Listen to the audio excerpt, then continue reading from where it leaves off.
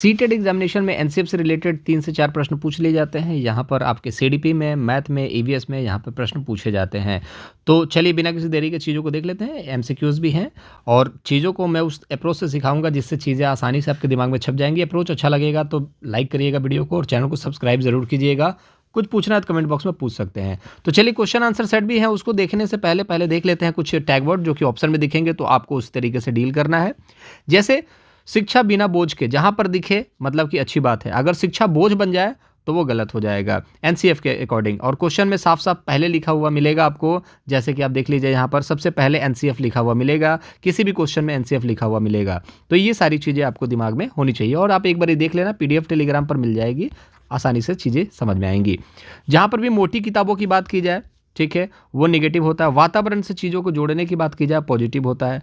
बाहरी जीवन से जोड़ने की बात की जाए तो बहुत अच्छी बात है। बच्चों को बाहरी ज्ञान से जोड़ना ईवीएस में बहुत इंपॉर्टेंट रोल प्ले करेगा। समावेशी कक्षा इंपॉर्टेंट है, सभी बच्चे एक साथ मिलकर के पढ़ेंगे। शांति शिक्षा ये भी इंपॉर्टेंट है। महिलाओं के प्रति सम्मान, ये दोनों एक दूसरे के पूरक हैं, इस चीज़ को भी याद रखिएगा। महिलाओं के प्रति सम्मान, मातृभाषा पर भी जोड़ दिया जाता है ताकि बच्चे अपने मातृभाषा में सीखें। अब दंड और पुरस्कार में पॉजिटिव और नेगेटिव दोनों है, मतलब कि उतना ही दंड दो जितना कि बच्चा सीख सके, उतना ही पुरस्कार दो जितने से बच्चा सीख सके। ज़्यादा पुरस्कार से बच्चे खराब होते हैं और ज़्यादा दंड से भी बच्चे जो हैं स्कूल आना बंद कर देते हैं, तो इसको भी देखेंगे। सूचना को ज्ञान नहीं मानना है, जैसे कि मैंने बोला कि पापा का फ़ोन आया है तो एक सूचना दिया मम्मी को, तो इसका मतलब ये थोड़ी ना है कि मैंने ज्ञान दे दिया उनको। तो सूचना को ज्ञान नहीं मानना है। ज्ञात से अज्ञात मतलब जो चीज़ आपको पता है और उसके बाद आपको वो चीज़ पता करनी है। जैसे कि आपको पता नहीं था, जैसे आप किसी चीज़ के बारे में नहीं जानते हैं, ठीक है, जैसे कि मान के चलिए श्री राम जी के बारे में आपको नहीं पता है, भगवान श्री राम के बारे में आपको नहीं पता है, लेकिन आपको बताया गया, फिर उसके बाद आपने श्री राम जी के साथ जुड़े हुए सभी लोगों के बारे में पता कर लिया जो कि आपको नहीं पता था। तो पहले आपको चीज़ें पता होती हैं, उसके बाद जो चीज़ें पता नहीं होती उधर की तरफ, जो चीज़ें मूर्त, जो चीज़ें आपको दिखती हैं और जो चीज़ें आपको नहीं दिखती हैं वहाँ तक जाना। तो यही आपका यहाँ पर एनसीएफ कहता है। बहुभाषावाद के बारे में भी यहाँ पर बात की जाती है। करके सीखने के बारे में बहुत ज़्यादा बार प्रश्न पूछा गया है, मोस्ट इंपॉर्टेंट है।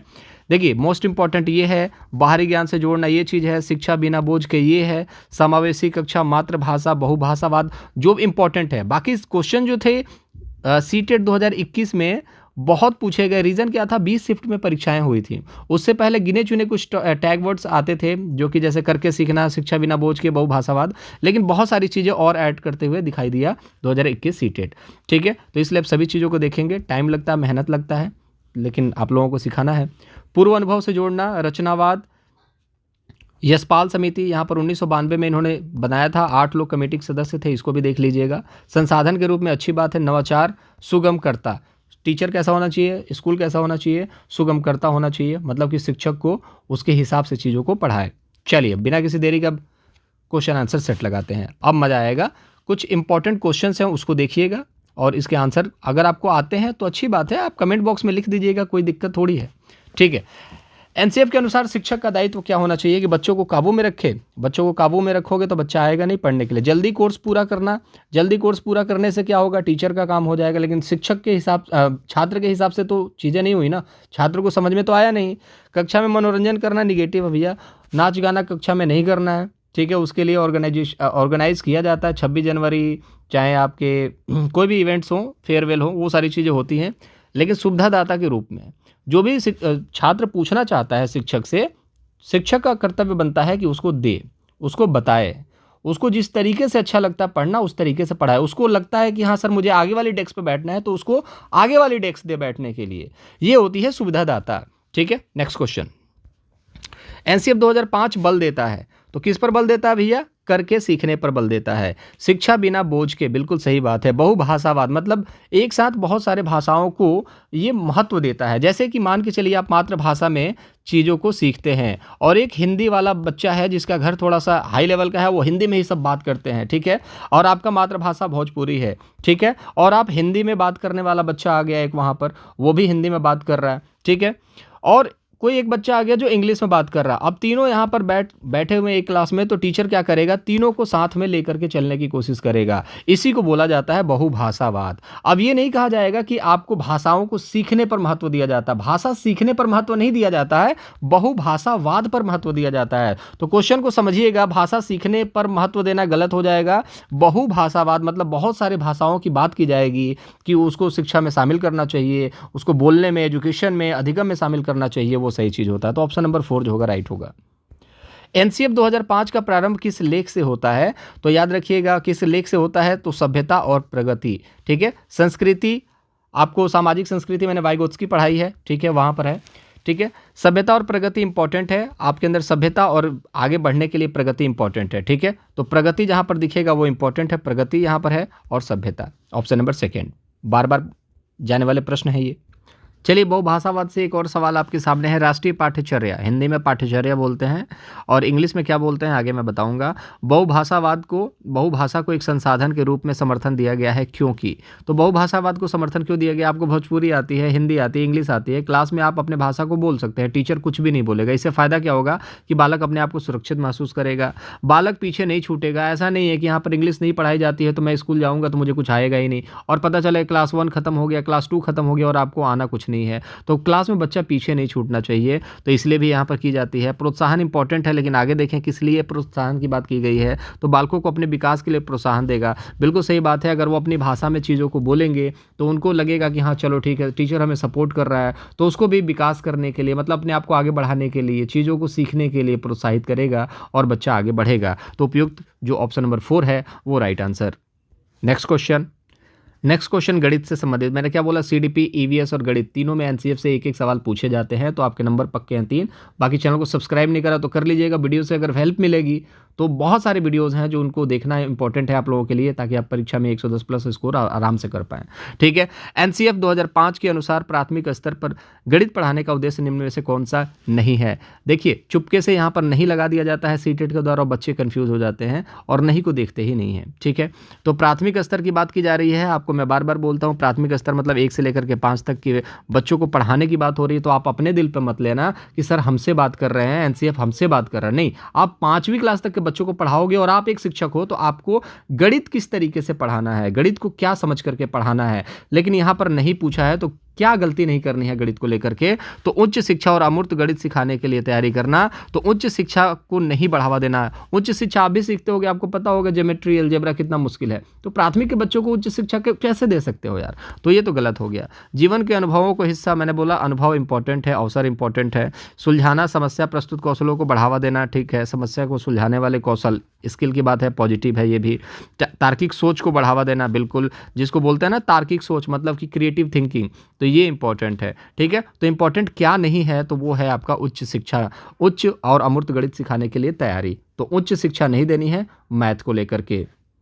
एक दोबारा से आपको ये सेम प्रश्न देखने को मिलेगा। एनसीएफ 2005 के अनुसार जो निम्न में से एक प्राथमिक स्कूलों में गणित शिक्षा का एक प्रमुख उद्देश्य नहीं है, तो बच्चों की विचार प्रक्रिया, तो बच्चों का जो विचार प्रक्रिया है वो एक अच्छी चीज़ है। अब बच्चे के दिमाग में एक विचार आया कि सर मान के चलिए 10 का जो 10 × 10 जो होता है वो 100 होता है, ठीक है, लेकिन 10 का स्क्वायर भी तो 100 होता है सर, तो ये स्क्वायर क्या चीज़ है? अब बच्चे के दिमाग में विचार आ रहा है, तो अब उसका सही उत्तर देना किसका काम हो जाता है? टीचर का काम हो जाता है। तो ये अच्छी बात है, गणित में आना चाहिए। गणित को बच्चों के संदर्भ में बताना चाहिए, बच्चे को समझ में आए, वो इंपॉर्टेंट है। जैसे कि मैं आपको सीटेट के लिए वो कंटेंट दे रहा हूँ जो परीक्षा के लिए उपयोगी है, और उतना ही पढ़ो जितना आपके लिए ज़रूरी है, और आप भी उस चीज़ को पसंद कर रहे हो आप लोग, ठीक है, आप भी उस चीज़ को पसंद कर रहे हो। तो गणित में बच्चों को संदर्भ में बताना इंपॉर्टेंट है, ताकि बच्चों को समझ में आए। समस्या को सुलझाने के कौशलों को बढ़ावा देना, ये भी इंपॉर्टेंट है। गणित में उच्च शिक्षा के लिए तैयार करना, तो बच्चों को उच्च शिक्षा के लिए, प्राथमिक स्तर के बच्चों को उच्च शिक्षा के लिए तैयार करोगे तो बच्चा आएगा ही नहीं स्कूल, ठीक है, तो उच्च शिक्षा के लिए उनको तैयार नहीं करना है। ठीक है, तो ये ऑप्शन जो होगा कौन सा नहीं है? ऑप्शन नंबर 4 नहीं है।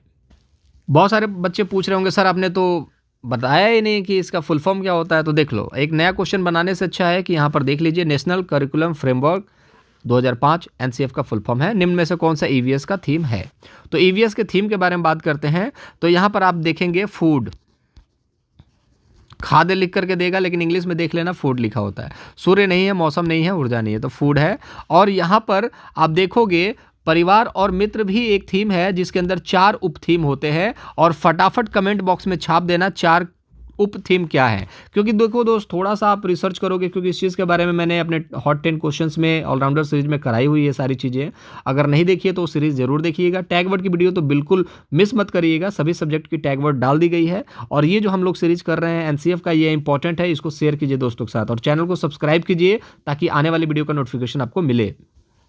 एनसीएफ 2005 में से कौन सा ईवीएस शिक्षण के संदर्भ में प्रस्ताव नहीं करता है? तो यहाँ पर एनसीएफ 2005 के संदर्भ में ईवीएस के शिक्षण को, जैसे कि आप ईवीएस पढ़ाते हो, ठीक है, तो ईवीएस पढ़ाते समय क्या गलतियां आपको नहीं करनी है? तो बच्चों के अनुभव को ध्यान में रखना है, बिल्कुल सही बात है, बच्चों के अनुभव को ध्यान में रखना। बच्चा चला गया एक चिड़ियाघर, और चिड़ियाघर से देखने के बाद आया और बोला सर गेंडे के तो 2 सींग होते हैं।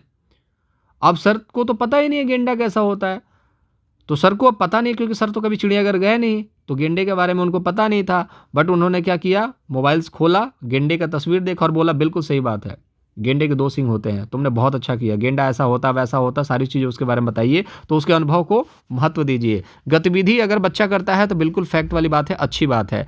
तकनीकी शर्त जो होता है दोस्त, वो निगेटिव माना जाता है, याद रखिएगा। किसी भी तरीके का अगर शर्त होगा ना तो वो निगेटिव माना जाता है। तो तकनीकी शर्त, अब मान के चलिए कि ईवीएस में तकनीक का कहाँ इस्तेमाल है और ना ही शर्तों का इस्तेमाल है, तो ये शर्त से परिचित नहीं कराना है। शर्त ये नहीं करना है मैं तुम्हें तभी ले जाऊंगा चिड़ियाघर घुमाने जब तुम अपने घर से 100 रुपए लेकर के आओगे, तो ऐसे शर्त नहीं रखना है। अदरवाइज पता चले 40 बच्चे में से सिर्फ 10 बच्चे 100 रुपए देंगे और उनको ही लेकर के जाओगे चिड़ियाघर दिखाने के लिए, बाकी बच्चों को तो लेकर के जाओगे ही नहीं। तो शर्त नहीं रखना है। विषयगत दृष्टिकोण, विषय के प्रति दृष्टिकोण होना चाहिए बच्चों का, ठीक है, तो ये भी इंपॉर्टेंट है। और शिक्षक का भी दृष्टिकोण अच्छा होना चाहिए, छात्र का भी होना चाहिए, तभी बच्चे सीखते हैं और तभी मजा भी आता है। तो यहाँ पर प्रस्ताव नहीं करता है तकनीकी शर्तों से परिचित। एक नया प्रश्न है आप लोगों के लिए एनसीएफ 2005 के अनुसार भाषा सीखने में बहुभाषावाद को देखिए। बार बार मैंने बोला ना, बहुभाषावाद पूछेगा बार बार, और ये पूछा जाता है क्योंकि ये नया चीज़ आप देखोगे। बहुत सारे लोग एनसीएफ के नाम पे एनईपी पढ़ा देते हैं। एनईपी अलग चीज़ है, एनसीएफ अलग चीज़ है, और आरटीई अलग चीज़ है। हो सकता है मैं आज दोनों वीडियो एनईपी आरटीई का अपलोड कर दूंगा चैनल पर, लेकिन अभी कंटेंट पर काम चल रहा है, ठीक है। वो चीज़ दूंगा जो चीज़ें आपके दिमाग में छपे, साइकोलॉजिकली जिस तरीके से दिमाग में छपना चाहिए वही चीज़ पढ़ाने वाला हूं मैं आपको, ठीक है। तो छात्रों के लिए कई भाषाएं सीखने के लिए चुनौती, तो देखिए यहाँ पर चुनौती आ गई और भाषा सीखने के लिए, तो ये तो निगेटिव हो गया ना, ठीक है, चुनौती नहीं होनी चाहिए। अब मैं आपको बोल दूंगा, पापा बोलेंगे क्या कि इंग्लिश सीख ले, बहुत स्कोप है, तो मेरे लिए एक चुनौती हो गई ना इंग्लिश सीखना। अब मैं सीखूंगा तो मेरे ऊपर प्रेशर होगा कि यार जॉब तभी मिलेगी जब इंग्लिश आएगी। तो चुनौती नहीं बनानी है भाषाओं को सीखने के लिए, ठीक है। तो शिक्षकों के लिए ऐसी कक्षा का प्रबंध करने के लिए चुनौती, शिक्षकों के लिए ऐसी कक्षाओं का प्रबंध। अब मान के चलिए जिसमें भोजपुरी बोली जाती है, हिंदी बोली जाती है, इंग्लिश बोली जाती है, तो एक शिक्षक को क्या चुनौती होगा? इसमें क्या चुनौती होगा? बच्चों को बैठा दो और उनके हिसाब से चीज़ों को पढ़ा दो। अब इसमें प्रबंध करने में चुनौती नहीं होती है, तो ये गलत हो जाएगा। इसको नहीं देखा जाना चाहिए बहुभाषावाद के रूप में। संसाधन के रूप में अंग्रेजी को सिखाना बिल्कुल सही बात है, भाषा को एक संसाधन के रूप में देखा जाना चाहिए, अंग्रेजी शिक्षण को एक बाधा के रूप में। देखिए अंग्रेजी शिक्षा को बाधा के रूप में नहीं देखा जाना चाहिए, संसाधन के रूप में देखा जाना चाहिए। और आपको पता है भाषा जो है संसाधन के रूप में इस्तेमाल की जाती है। ऑप्शन नंबर 3 राइट आंसर होगा। एक बहुत अच्छा प्रश्न है, देखने में आपको लगेगा वाह कितना मुश्किल सवाल हो सकता है, लेकिन आप इसको आंख बंद करके बस एक बारी आंख खोलोगे आपको ऑप्शन दिख जाएगा कि कौन सा सही है, ठीक है। अब यहाँ पर पूछा जा रहा है कि एनसीएफ 2005 मानता है कि गणित में सोचने का एक निश्चित तरीका शामिल है, वो है तर्क। अब जब यहाँ पर बात की जा रही है कि गणित में सोचने का एक सिंपल तरीका क्या है, तर्क। जैसे कि मान के चलिए 17 × 17 कितना होता है, आप क्या करोगे? आंख बंद करोगे और 17 × 17 क्या करोगे? सोचोगे, मतलब कि रीजनिंग, सोचना। तो तर्क मतलब क्या होता है? सोचना। अब सोचोगे कि नहीं 17 × 17, और आप लोगों ने अभी तक सोचा भी होगा, और फटाफट कमेंट बॉक्स में लिख दो 17 × 17 कितना होता है, ठीक है।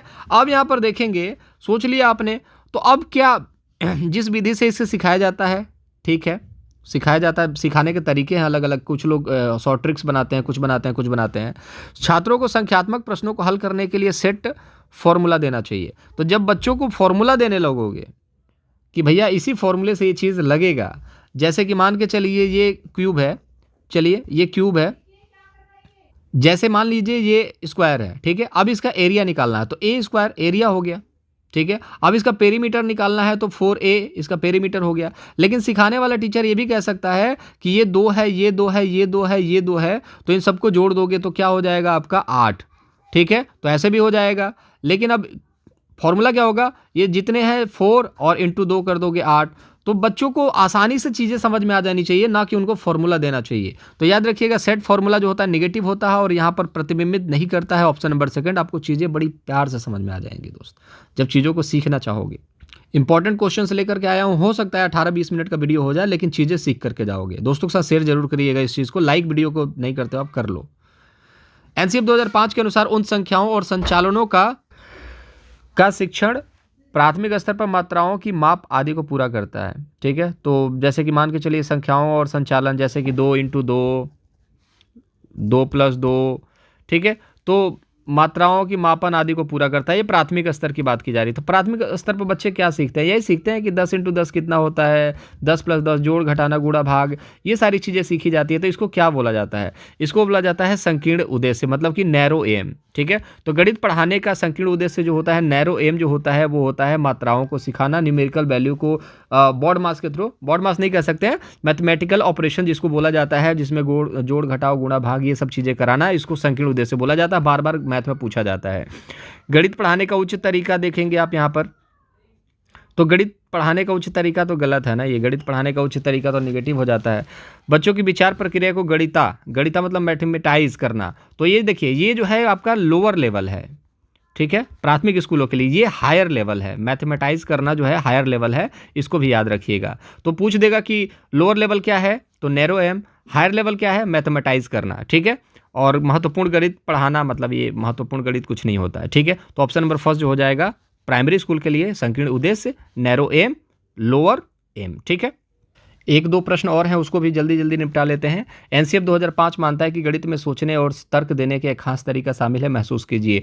तो क्या किया जा सकता है? छात्रों को विशेष कोचिंग देना। छात्रों को एक विशेष कोचिंग देने से क्या हो जाएगा? ऐसा कुछ नहीं है। छात्र में बहुत सारे 2-2 हज़ार बच्चे पढ़ते हैं, लेकिन ज़रूरी नहीं है कि सभी बच्चों को यहाँ पर मैथ आ जाएगा। तो विशेष कोचिंग से इंपॉर्टेंट नहीं है। इंपॉर्टेंट क्या है कि उनके दृष्टिकोण को अपनाना। ठीक है, जोड़ अवधारणाओं को वास्तविक जीवन से जोड़ना, चर्चाओं में से शामिल करना, उपयोग वास्तविक छात्रों का। तो सिंपल सी बात है कि जो बच्चा मान के चलो अकेले है और वो मैथ पढ़ रहा है, मैथ सीख रहा है, वो नहीं सीख सकता जब तक वो प्रैक्टिस नहीं करेगा, अभ्यास नहीं करेगा, बाहरी जीवन से नहीं जोड़ेगा।